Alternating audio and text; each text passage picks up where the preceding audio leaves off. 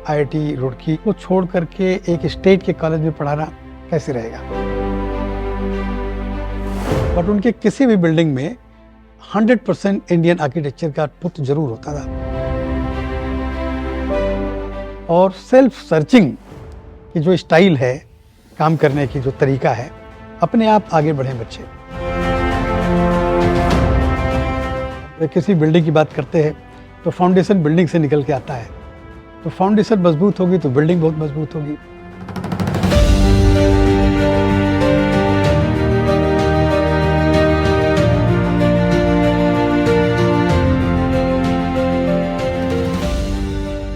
मेरा नाम प्रोफेसर जगबीर सिंह है। हम पूरी करियर हमारा टीचिंग में रहा है और टीचिंग में रहते हुए हमने जो है कुछ प्रोजेक्ट्स अपने लोगों के लिए या जो कोई अप्रोच करता था उसके लिए हम बनाया करते थे। तो ये जो प्रैक्टिस हम करते थे, ये जो है हमारी टीचिंग को अच्छा बनाए रखने के लिए किया करते थे। तो 1976 में हम आईआईटी रुड़की में, उस समय यूनिवर्सिटी ऑफ रुड़की हुआ करता था, उसमें क्वालिफाई किए बैचलर ऑफ आर्किटेक्चर के लिए। और 1981 में हम वहाँ से पास किए। उसके बाद 2 साल हम दिल्ली में सर्विस किए, प्रैक्टिस किए किसी प्रैक्टिसिंग आर्किटेक्ट के साथ। आर्किटेक्ट राजरेवाल उस समय दिल्ली के बहुत ही बेहतरीन आर्किटेक्ट्स आज भी बढ़िया प्रैक्टिस करते रहे, उन्हीं के साथ उन्हीं के ऑफिस में मैंने काम किया। फिर 1983 में मैंने वहाँ यूनिवर्सिटी ऑफ रुड़की में असिस्टेंट प्रोफेसर का जॉब ले लिया। तो 1983 से 89 तक हम वहाँ पढ़ाए। 1989 में मैं जो है यहाँ गवर्नमेंट कॉलेज ऑफ आर्किटेक्चर में एज एसोसिएट प्रोफेसर ज्वाइन किया। तब से हम लगातार यहाँ पढ़ाते रहे और 2012 में हम यहाँ प्रिंसिपल बने कॉलेज के और 2017 तक हम यहाँ प्रिंसिपल एंड डीन रहे। 2017 में हम रिटायर होने के बाद मैंने Amity school of architecture planning में डायरेक्टर आर्किटेक्चर के पद पे काम शुरू कर दिया। तब से मैं लगातार वहाँ काम कर रहा हूँ। तो इस तरीके से 1983 से लगभग पिछले 42 साल से मैं एक्टिव टीचिंग में इन्वॉल्व हूँ। उसमें करीब 2012 से मैं प्रिंसिपल भी रहा हूँ, 12 से 17 तक यहाँ था। तो लगभग 13-14 साल हमारा एडमिनिस्ट्रेशन में भी रहा है as principal and dean in architecture school.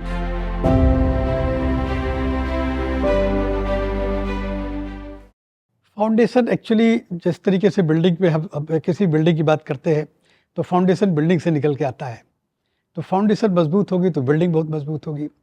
उसी तरीके से आपकी जो शिक्षा है, शिक्षा आर्किटेक्चर की हो या किसी चीज़ की हो, मजबूत होना बहुत ज़रूरी है। तो जब एक छात्र जो है स्कूल में आता है तो एक तो हम लोग पढ़ाते हैं उसे जो प्रोफेशन से रिलेटेड है, but over a period time हमने रियलाइज़ किया सीनियर फैकल्टी होने के बाद जब प्रोफेसर हो गए तो beyond the classroom teaching I think ये बहुत ही आवश्यक हो गई। तो मुझे लगा कि बच्चों को मोटिवेट करना है उसको प्रोफेशनली अच्छा करने के लिए, तो अपने जॉब में जा कर के अपने प्रोफेशन से रिलेटेड काम कितना अच्छी तरीके से करे और उससे जो देश के प्रगति में उसका जो कंट्रीब्यूशन हो वो भी एक बहुत आवश्यक चीज़ है। तो किस तरीके की प्रैक्टिस बच्चे करें या किस तरीके का काम बच्चे करें, और जब स्टूडेंट्स यहाँ पढ़ रहा होता है तो उसकी रुचि को समझना और उसकी रुचि के हिसाब से उसे शिक्षा देने की बात करना आई थिंक एक अध्यापक के लिए और भी आवश्यक हो जाता है।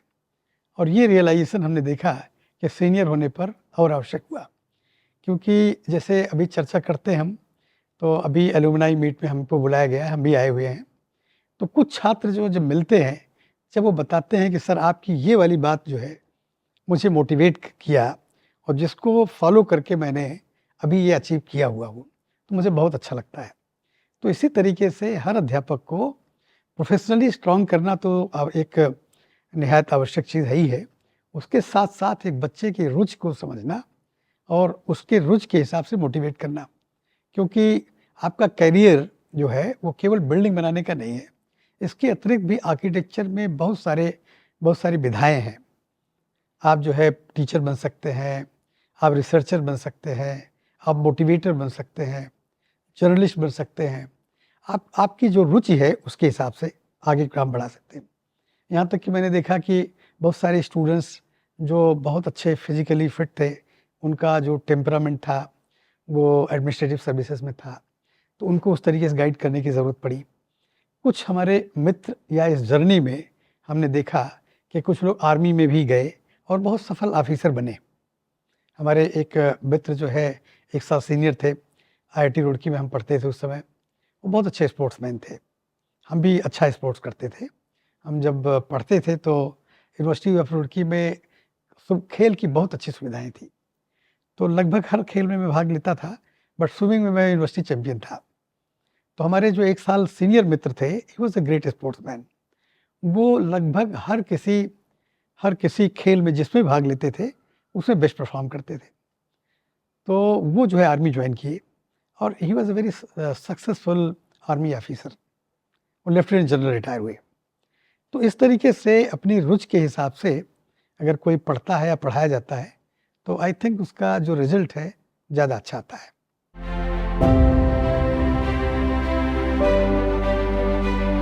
एक्चुअली यहाँ जो है जब मैंने आईआईटी रुड़की में जॉइन किया था, वहाँ पढ़ाया, तो वहाँ और यहाँ की सुविधाओं में बड़ा फ़र्क था।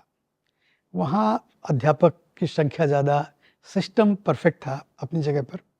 हमने जब यहाँ जॉइन किया तो एक ही अच्छी बात मुझे लगी कि कई बार मन में आता था कि आईआईटी रुड़की या उस समय यूनिवर्सिटी ऑफ रुड़की भी कहें, तो उसको छोड़ कर के एक स्टेट के कॉलेज में पढ़ाना कैसे रहेगा। लेकिन हमने देखा कि यहाँ के बच्चों की, जो लड़के पढ़ते थे, उसकी उनकी थीसिस का जो प्रोडक्ट था, फाइनल प्रोडक्ट, वो बहुत ही अच्छा था। क्योंकि यहाँ बगल में आर्ट्स कॉलेज भी था, उसका इम्पैक्ट था। सिटी यहाँ बड़ी है आर्किटेक्चर के लिए, आर्किटेक्चर सीखने के लिए। जैसा कि हम लोग कई बार कहते हैं कि सिटी हमारी लेबोरेटरी होती है।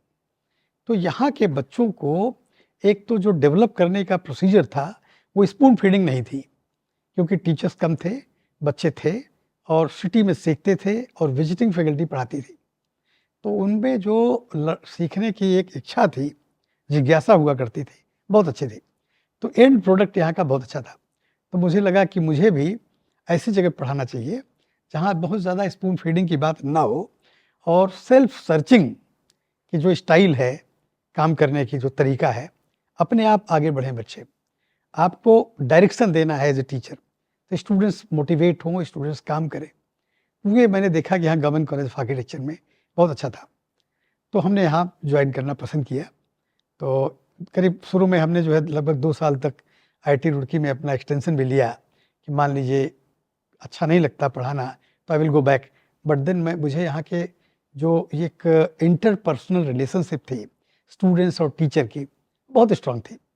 यहीं स्टूडेंट्स रहते थे और एक्चुअली उन शुरू के 2 सालों में मैं यहाँ हॉस्टल में रहता था।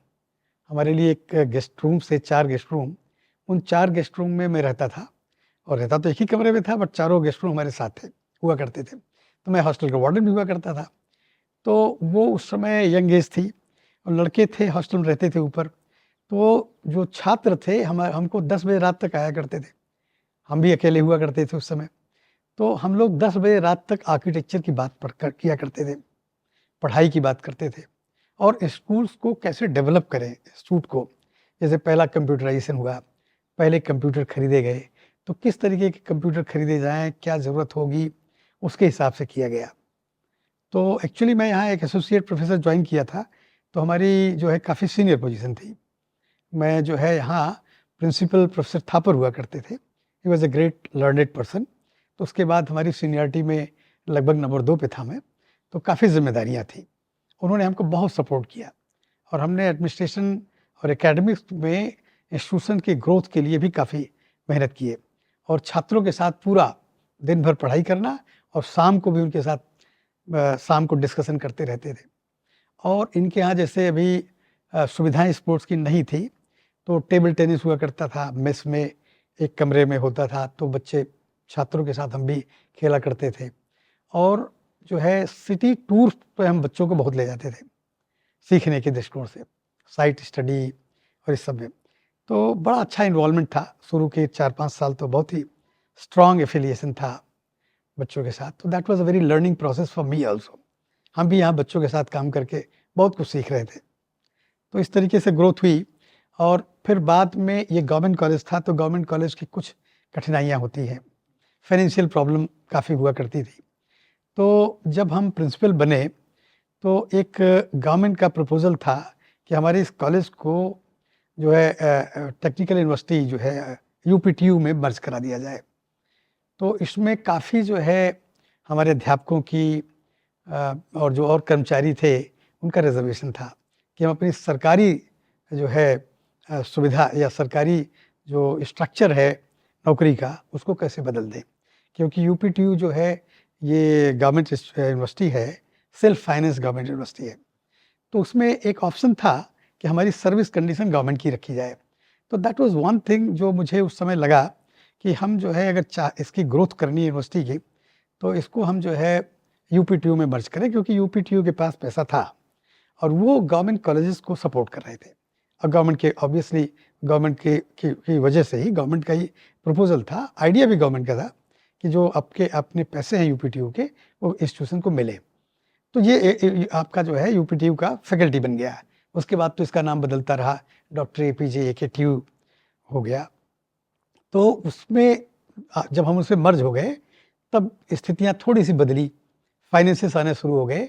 और अभी जो अनुपम मित्तल जी प्रैक्टिसिंग आर्किटेक्ट थे, बहुत अच्छे प्रैक्टिसिंग आर्किटेक्ट थे। जब मैं प्रिंसिपल बना 2012 में तो वो आए हमारे पास कि सर अब आप आ गए यहाँ, तो एक एलुमनाई एसोसिएशन बनाया जाए। तो एलुमनाई एसोसिएशन बनाया और एलुमनाई एसोसिएशन बनाने के बाद ये यहाँ जो आपकी 4 स्टोरी बिल्डिंग बनी है, ये बहुत बड़ा डिच हुआ करता था, साउथ वेस्ट में डिच था। तो हमने कहा पहले तो साउथ वेस्ट को भरा जाए और यहाँ एक हाई राइज बिल्डिंग बनाई जाए मल्टी स्टोरी, जिससे कि स्पेस मिले। तो ये करीब 6-7 एकड़ की ज़मीन है। तो एक आर्किटेक्चर स्कूल खोलने के लिए बहुत आवश्यक था कि इसमें एक हाई राइज बिल्डिंग बनाई जाए। तो ये जो पुरानी बिल्डिंग एग्जिस्ट करती है इसके ऊपर भी बनाने की प्लानिंग थी, बट इसको स्टडी किया गया कि पाया गया, पीडब्ल्यूडी के इंजीनियर से भी डिस्कशन हुआ, हम लोग भी आर्किटेक्ट थे, वी कुड ऑल्सो अंडरस्टैंड कि इसके ऊपर फिर हाई राइज हम नहीं बना सकते थे, क्योंकि फाउंडेशन की जो आप बात कर रहे थे शुरू में ही, वो थोड़ा सा डाइसी था, क्योंकि वो स्ट्रक्चर हाई राइज के लिए शायद सूटेबल नहीं था। ये हम लोग कंक्लूजन हुआ। तो कुल मिलाकर हमको वही बिल्डिंग बनानी पड़ी, वही स्पेस भी था तो गड्ढा भी भरा गया। उसमें एलुमनाई ने पहला जो है डोनेट किया। They started with some donation, वहाँ से शुरू किया गया। फिर यूपीटीयू हम मर्ज हो गए, वहाँ से हमको फंड्स मिला। तो इस बिल्डिंग को हमारे आर्किटेक्चर डिपार्टमेंट ने डिज़ाइन किया। हमने एक टीम बनाया, उसमें फैकल्टी मेंबर्स रखे और एक इंजीनियर्स को भी रखे। फिर ये बिल्डिंग बनाई गई, स्ट्रक्चरल इंजीनियर आए। और अच्छी बात ये थी कि बिना प्रोजेक्ट कॉस्ट बढ़े, बिना समय बढ़े, ये पहली बिल्डिंग जो है बनाई गई जिसके कि कॉन्ट्रैक्टर्स जो है उत्तर प्रदेश राजकीय निर्माण निगम बनवाता था उस समय। तो कंस्ट्रक्शन एजेंसी उत्तर प्रदेश राजकीय निर्माण निगम थी। तो उसके लिए भी एक एग्जाम्पलरी था कि कॉस्ट भी नहीं बढ़ी और विद इन टाइम लिमिट बनाया गया। इसी तरीके से फिर और सारे प्रोजेक्ट्स लाए गए, जिससे थोड़ी संस्था भी को भी एक इकोनॉमिक बूस्ट मिला। तो इस तरीके से संस्था आगे बढ़ती गई। फिर तो ब्रांचेज आगे बढ़ी, स्पेस हमारे पास क्रिएट हो ही गया। और स्टेट का एक ही गवर्नमेंट कॉलेज था, तो गवर्नमेंट भी चाहती थी कि फैकल्टी की संख्या है, इंफ्रास्ट्रक्चर है, सभी कुछ है, तो बच्चों की संख्या भी तो ज़्यादा ज़रूरी है, क्योंकि उतने ही फंड में आप ज़्यादा से ज़्यादा बच्चों को ट्रेन करें, एजुकेट करें। That was the intention. तो एवर सिंस देन 2012 में डॉक्टर वंदना सहगल ने हमसे फिर प्रिंसिपल और डीन बनी, उन्होंने इसको और भी अच्छा बनाया। तो एक जो विज़न डॉक्यूमेंट 5 साल का तैयार किया गया था, तो उसको भी बहुत अच्छे तरीके से आगे बढ़ाया और अब आगे बढ़ ही रहा है। तो I can see all facilities are available. और हमारी रैंकिंग भी अपने गवर्नमेंट कॉलेज ऑफ आर्किटेक्चर की बहुत अच्छी हो गई है।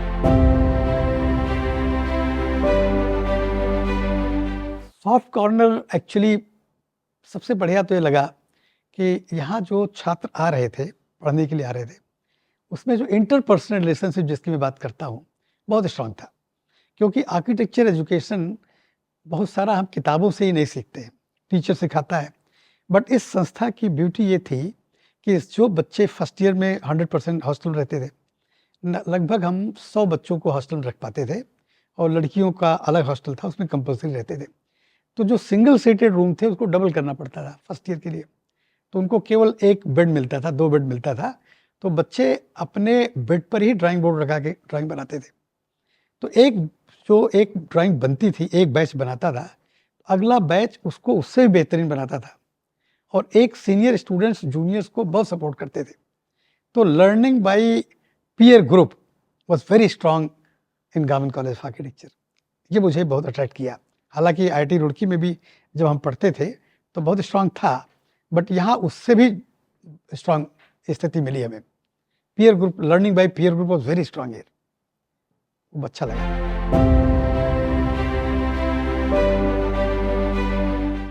एक तो जो है सबसे ज़्यादा मैंने ये देखा कि आर्किटेक्चर प्रैक्टिस के बहुत सारे फैसेट्स होते हैं। तो हम कई बार बताते थे कि जो बच्चे बहुत अच्छा परफॉर्म कर रहे हैं, एकेडमिकली बहुत अच्छे हैं, हाई ग्रेड ला रहे हैं, वो बहुत ज़रूरी नहीं कि आर्किटेक्चर प्रैक्टिस बहुत अच्छी करें। या जो बच्चे जो है बहुत बहुत अच्छे ग्रेड नहीं ला रहे, वो बहुत अच्छे जो है एकेडमिशियंस ही बनेंगे, ऐसा नहीं होता है, और गवर्नमेंट जॉब करें। तो इट्स ऑल बाई चांस। तो ये हमने देखा कि जो बच्चे जो है मैनेजमेंट में बहुत स्ट्रांग थे, एडमिनिस्ट्रेशन में बहुत स्ट्रांग थे, वोकल थे, वो बहुत अच्छी प्रैक्टिस किए। और जो एकेडमिक्स में बच्चे अच्छे हुआ करते थे, वो टीचिंग में आए, वो रिसर्च में आए और गवर्नमेंट जॉब किए। तो जो सबका एक प्रोग्रेस ग्रोथ था, प्रोग्रेस ग्राफ था, वो डिफरेंट था। तो ये कोई आवश्यक नहीं है, मैंने अभी बच्चों से बताया कि जब आप पढ़ रहे होते हैं, आवश्यक नहीं है कि आप के बड़े अच्छे ग्रेड्स ही हों, बट आवश्यक ये है कि आप ये समझें कि आप क्या करना आपको पसंद है, और अगर अपनी पसंद की को समझ लिए और उस डायरेक्शन में अगर आप काम आगे बढ़ाते हैं, तो आपका जो है करियर ग्राफ बहुत स्ट्रांग होगा, बहुत अच्छा होगा। तो इस तरीके से मैंने देखा, आप बता रहे हैं जैसे कि बहुत सारे हमारे प्रैक्टिसिंग आर्किटेक्ट्स होते थे जो रुड़की में, और यहाँ भी हम उनको ज़रूर बुलाते हैं लेक्चर लेने के लिए। एक तो स्पेस टाइम एंड आर्किटेक्चर के स्टूडेंट्स को हम ज़रूर रेफ़र करते हैं और चाहते हैं उसे पढ़ें। मैन, क्लाइमेट एंड आर्किटेक्चर, ये भी जो है हम ज़्यादातर बच्चों को कहते हैं कि इसको अपना पर्सनल बुक समझें, हमेशा साथ में रखें। और मोटिवेशन के लिए जैसे हम लोग शुरू में स्टूडेंट्स आते हैं फर्स्ट ईयर में, हम कहते हैं फाउंटेन हेड आर्किटेक्चर पढ़िए। एक नॉवेल है that we say that as far as possible हर स्टूडेंट को पढ़ना चाहिए। थोड़ा सा उसमें उसका हीरो जो आर्किटेक्ट है, एंड जो हमारे बहुत famous architect Frank Lloyd Wright हुए हैं, उनसे मिलती जुलती कहानी है। लोग कहते हैं उन्हीं की लाइफ पर बनाई गई किताब है, तो हाईली मोटिवेशनल है। तो उसमें उसको हम रिकमेंड करते हैं बच्चों के लिए। आर्किटेक्ट राजरेवाल को हमने बहुत पसंद किया, और क्योंकि हम उस समय पास होकर के दिल्ली पहुँचे थे, तो हमने उनके साथ काम भी किया। तो उनका जो कॉम्पोजिशन हुआ करता था, स्टोन हिज उनका जो आर्किटेक्चर स्टाइल था, वो रोमांस विद स्टोन कहा जाता था। स्टोन क्लैडिंग उनकी हर बिल्डिंग में हुआ करती थी, और स्ट्रक्चरल लेट मी से स्पेशलिटी हर बिल्डिंग में होता था, जिसमें एक composition style, architectural style let me से, और कॉम्पोजिशन बहुत स्ट्रांग होता था। तो और इंडियन आर्किटेक्चर की बात करते थे, तो वो जो है हमें बहुत पसंद था। और हम अपनी बिल्डिंग में जब पढ़ाते थे या बिल्डिंग कोई बनाते भी थे, उसको इमिटेट करते भी थे। बाकी जो है दोषी आर्किटेक्ट वीवी दोषी का काम मुझे बहुत पसंद आया। उसकी वोकेबलरी भी इंडियन आर्किटेक्चर पर डिपेंडेंट थी, और वो भी जो है क्लाइमेटोलॉजी की बात करते थे जो है, तो इसलिए बहुत अच्छा लगता था।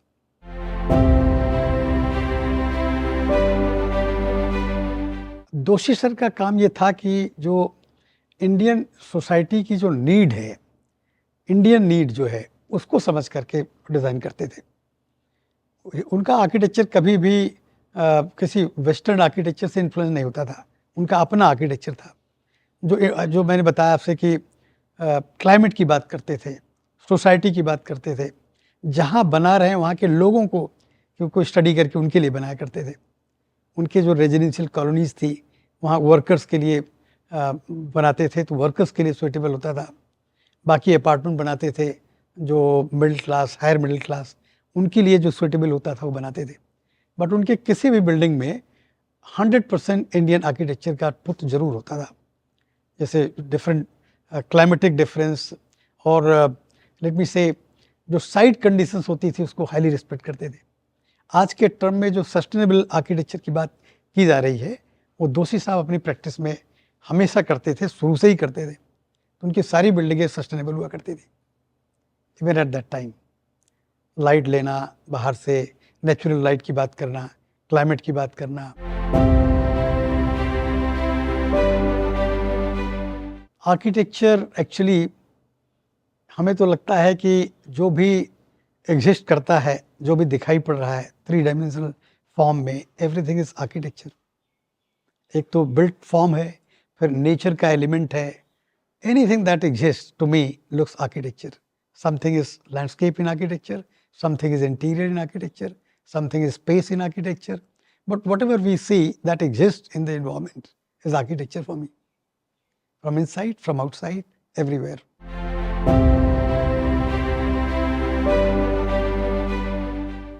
छोटे घर में आर्किटेक्ट की बहुत ज़्यादा ज़रूरत होती है, क्योंकि देखिए रहना सभी अपने घर में रहता है, सोना, रहना, खाना, पीना, सभी कुछ प्रेम मोहब्बत सभी घर में होती है और हम सबकी ज़रूरत है वो घर में पूरी होनी चाहिए।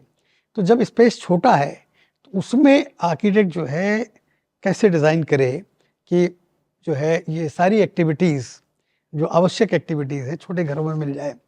तो बहुत बड़ा चैलेंज है आर्किटेक्ट के लिए कि आप 400 स्क्वायर फीट में एक मकान बनाइए जिसमें 2 लोग हों, बच्चे हों, हस्बैंड वाइफ, 2 बच्चे हों, बच्चों को पढ़ने का स्पेस हो और कुछ प्राइवेट स्पेसेस भी हों, कुछ गेस्ट्स आएँ उसको मिलने को। तो कब कौन सा स्पेस कैसे फंक्शन करेगा, एक ही पर्टिकुलर स्पेस कई तरीके से फंक्शन करता है और जो कई तरीके से फंक्शन करेगा ये डिज़ाइन करना आर्किटेक्ट के लिए वाकई बहुत चैलेंजिंग है। तो छोटे घरों में तो आर्किटेक्ट की आवश्यकता और होती है। इसके अतिरिक्त कम कॉस्ट में अच्छा घर बने, यहाँ भी आर्किटेक्ट की बहुत ही आवश्यकता होती है कि कैसे कॉस्ट बचाया जाए, मिनिमम कॉस्ट में कैसे ज़्यादा से ज़्यादा एमिनिटीज़ दी जा सके मकान में। तो ये जो है कम कॉस्ट में, कम स्पेस में बढ़िया घर बनाना आर्किटेक्ट्स के लिए ज़्यादा चैलेंज होता है और बहुत आवश्यक है।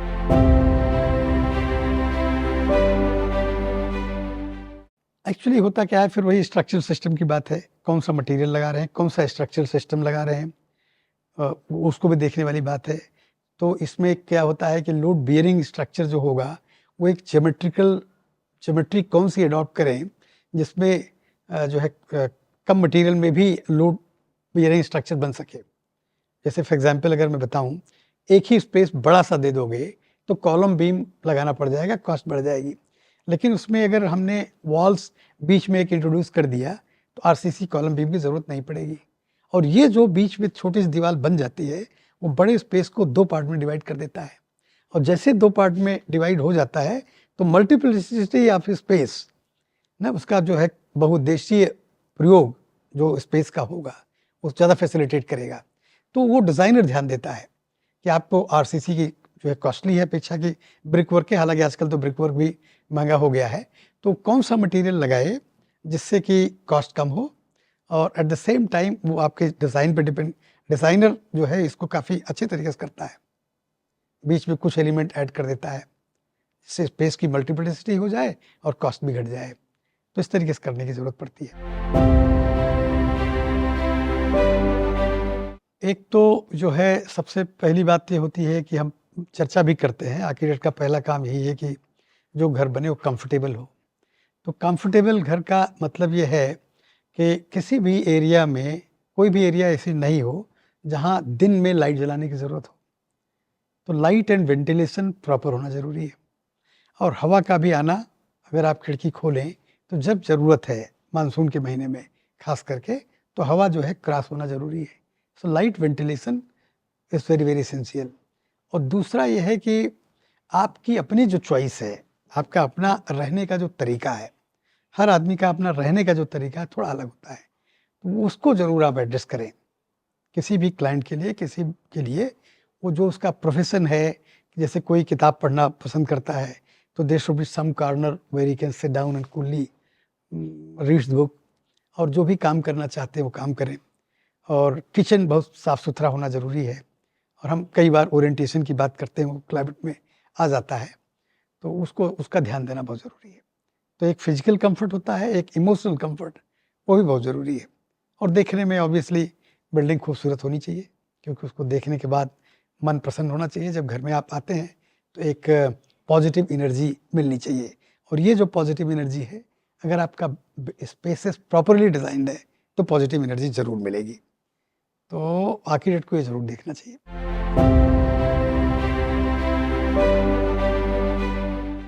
देखिए क्या है कि मुझे लगता है कि हम जो है कभी प्रकृति के नज़दीक रहना ज़्यादा पसंद करते हैं। तो मैं चाहता हूँ हमारा हर एरिया जो है खुला हुआ हो। हम जब हमारे घर में टेरेसेस हों, जहाँ मैं टेरेस पर जाऊँ तो टेरेस हो, बालकनी हो, इसमें तो ग्रीनरी ज़रूर मिले, अच्छे फ्लावरिंग ट्रीज़ मिले और अच्छी हवा मिले, साफ़ सुथरा हो। तो मैं उस तरीके का घर बनाऊँगा जो एक तरीके से चारों तरफ से ग्रीनरी से घिरा हुआ हो।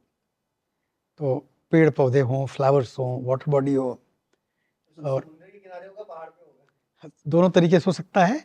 और अगर सिटी के अंदर भी है, मान लीजिए कम स्पेस में हम घर बनाना चाह रहे हैं और हमारा ये शौक है ग्रीनरी का, तो हम अपनी बालकनीज और टेरेसेस छोटे-छोटे निकाल कर उसमें भी खूबसूरत बना सकते हैं।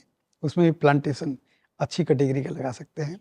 छत पर, टेरेस पे छोटी सी एरिया क्रिएट करके हर जगह ये एनवायरनमेंट क्रिएट किया जा सकता है, और ग्लास का उपयोग ज़्यादा हो जाएगा। शीशे खोलिए, ना खोलिए, every time you remain in touch with environment, वो था। बाकी ऑब्वियसली जिसका प्रकृति से प्रेम है, तो पहाड़ और नदियाँ और समुद्र के किनारे तो मिलता ही मिलता है। बट शहरों के, डेंस शहरों के बीच में भी हम ये जो है आर्किटेक्ट क्रिएट करता है, वो कर सकता है। तो हम जहाँ रहते हैं हमने भी प्रयास किया है ये आप तो कि बिल्कुल झील के सामने रहते हैं।